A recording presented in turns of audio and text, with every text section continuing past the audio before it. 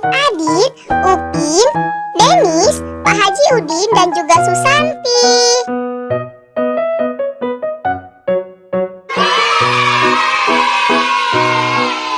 Yeay, baju Adit sudah ganti menjadi biru nih teman-teman.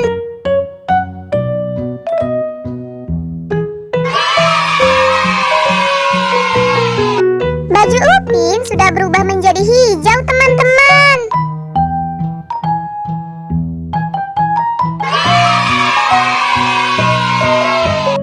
Wah, bajunya Denis berubah menjadi merah teman-teman. Kerennya.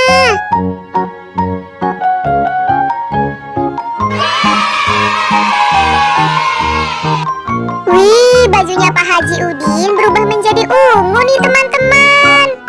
Tinggal yang terakhir nih teman-teman, yaitu bajunya Susanti. Kita lihat ya.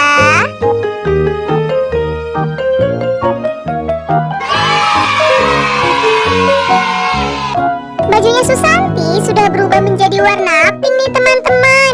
Wah, cantiknya.